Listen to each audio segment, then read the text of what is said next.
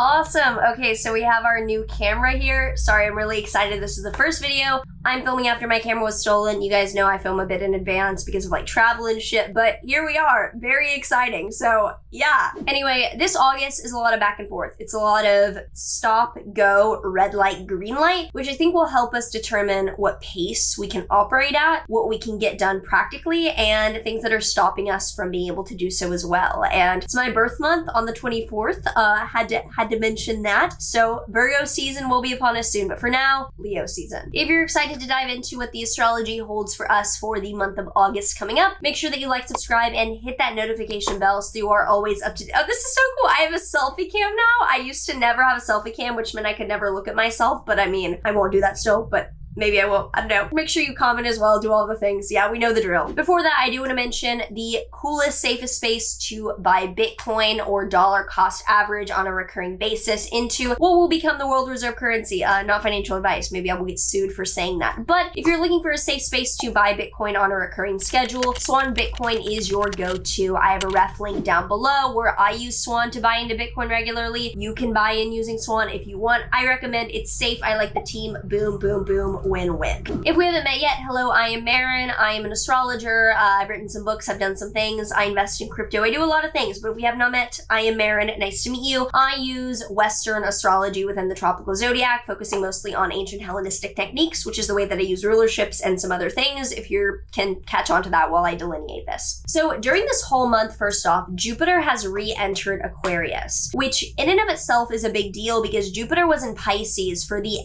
middle of May until the end of July, which was like reopenings, things kind of getting back to normal, a taste of what life will be like once, this is, gone and past. I don't want to say some things to get flagged in the algorithm unnecessarily. You know what I'm talking about here. But essentially, Jupiter re-entering Aquarius marks a kind of back to business and back to reality of what we actually need to do. So collectively, there's this, okay, summer was fun, and now how do I actually get my life on track? I think collectively, this is likely to be like moratoriums ending, or maybe like things like flight cancellation for free, you can change whatever you want ending, and being like, yeah, back to not getting a free pass to make use of some of the lockdowns of the past year as a way to like, not in the bad way, but like use them to your advantage in a way for like kind of leniency on cost and things like that. Probably going to be a period moving forward of like back to business and not getting the easy way out. So first big transit is from the 1st to the 2nd. The Sun in Leo will be opposite Saturn in Aquarius. And this indicates the Sun in Leo, creativity, generosity, the illumination of summer heat being like, here I am. Opposite Saturn in Aquarius is like, whoa, whoa, whoa, not so fast. So beginning of the month with the Sun often indicating a kind of authority, creativity, inspiration in our lives and being at home and dignified in Leo, it's representing that there's a damper on that. Or maybe someone that we had our hopes on allowing us to get something done or do something inspirational, like someone that we're hoping to help us out, is now being like, not so fast there,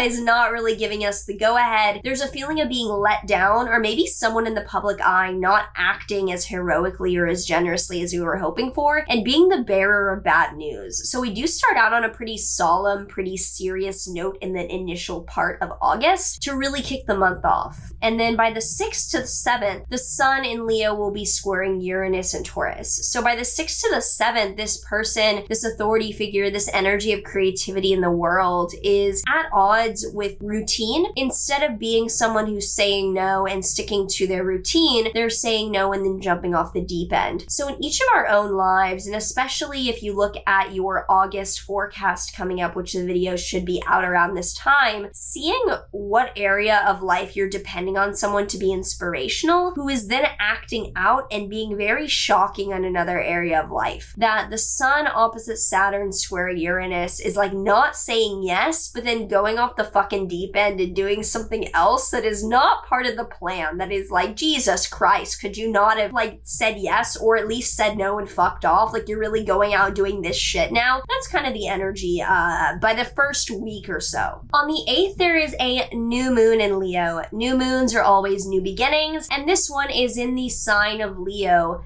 fixed fire. And the sign of Leo, with it being a fixed sign, is the essence of summer, the stable, consistent generosity of the sun, because Leo is ruled by the sun. The sun never gives up. The sun never lets down. The sun is consistent. It is always providing. It can be too hot. It can be too in your face. There are times where we'd rather hide from the sun, but we never want to go completely without it. So this new beginning, this energy of fertility and creativity to grow in the sign of Leo is a lot of like, you do you. And it is opposite Saturn. It is conjunct Mercury, which enlivens it with like exaggeration or really like talking tall tales in a sense. But the new moon in Leo, first and foremost, is inspired new beginning of generosity and empowerment in the self. So I'm really looking forward to this new moon in Leo. I think that it's going to be a great kind of moment of celebrating the self, celebrating individualism, which I love in the midst of kind of a world that empowers sheephood, may I say so myself. So that's really nice. We'll have a full video on that coming out as well. From the 9th to the 10th, we will have Venus in Virgo opposite Neptune in Pisces. This is kind of a frustrating 9th to 10th of August because Venus is fallen in Virgo. Venus is exalted in Pisces. It is lifted up in the mutable, unconditional water sign where it can be unconditionally appreciative of sensory pleasures, non-judgmental, open, unconditional love. Venus loves being in Pisces. In Virgo, the opposite sign, the mutable earth sign, it is discriminating to no end. It finds value through nitpicking. So Venus in Virgo is fallen and a bit at a disadvantage because it is looking for fulfillment through criticizing and through discriminating, which is not a bad thing. It's just, you can see how that would lead someone to a bit less optimistic fulfillment than someone who is just like in and of themselves Venus and Pisces, if you can think about the placement itself. Not a bad thing if you have Venus in Virgo. You know this situation and you know this dynamic. Opposite Neptune is putting it at odds with confusion and lack of clarity. So imagine trying to get fulfilled through knowing the details and scrutinizing down, but being confused about what even that means or being confused about what even you're trying to do. It's kind of like trying to do an obstacle course knowing that you need to get this done while wearing drunk goggles. So it's a great day to like throw things out the window and see what comes to you inspired to get to the bottom of, like a day or two where you knock off the to-do list and say what is